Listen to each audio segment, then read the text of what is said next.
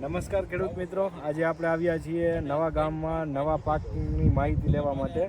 આપણી જોડે પ્રગતિશીલ ખેડૂત છે, તો એનો પરિચય લઈએ. તમારું નામ, ગામ ને તાલુકો જણાવો ને. જાડેજા નૈપાલસિંહ ગંભીરસિંહ, ગામ સિંસંગ, તાલુકો કાલોલ ને જિલ્લો જામનગર. બરાબર. તમે આજે ચણાનો પાક કર્યો છે. ચણાનો પાક ક્યારે વાવેતર કર્યું હતું તમે? 22/11 વાવેતર કર્યું હતું. અને આપણું તમે જે આમાં બ્લેક અમૃતને વાપરો છો, તો કેવી રીતના વાપર્યું તમે અને શું શું તમને ફાયદા થયા?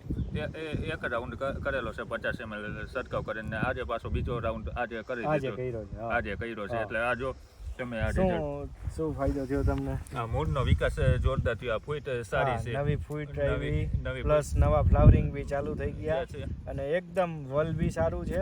અને તમે ડાળીઓની સંખ્યા જોઈ લો, આ બધેથી જે નવી ફૂટ થઈને બધે નવી ડાળીઓ ફૂટેલી છે. એટલે ચણામાં આપણે કેવું છે કે જેટલી નવી ડાળીઓ ફૂટે ને એટલું ફ્લાવરિંગ વધારે આવે, એટલું ફ્રૂટિંગ વધારે આવે, તો એકંદરે ઉત્પાદનમાં વધારો થાય. તો તમે આની પહેલા વાપરતા હતા કે આજ વર્ષે પહેલી વાર વાપરી? આ વર્ષે પહેલી વખત જ આ પ્રોડક્ટ વાપરી છે. બરાબર. અને તમે જે મગફળીમાં વાપરી હતી એમાં તમને શું ફાયદો થયો હતો?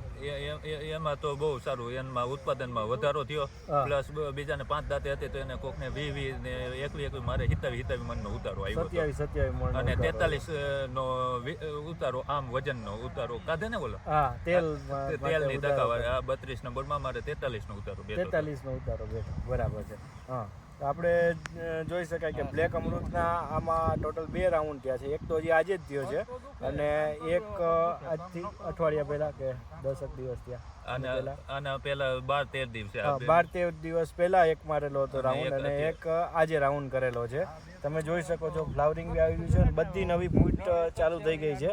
તો આમ ગણીએ ને તો એક છોડની અંદર 30 ડાળીઓ ફૂટેલી છે. 30 ડાળીઓ અને હજી સબ બ્રાન્ચીસ એમાંથી ફૂટ ચાલુ જ છે. જેટલી ફૂટ વધારે એટલા ફ્લાવરિંગ બી વધારે થાય છે. તો આપણે બીજા લોકોને સલાહ આપવી હોય કે બ્લેક અમૃત વાપરવું હોય તો તમે શું કહી શકો? વપરાય અને 100% વપરાય. બરાબર. હા. અને તમે જે બીજા પાકમાં કયા પાકમાં વાપરી છે?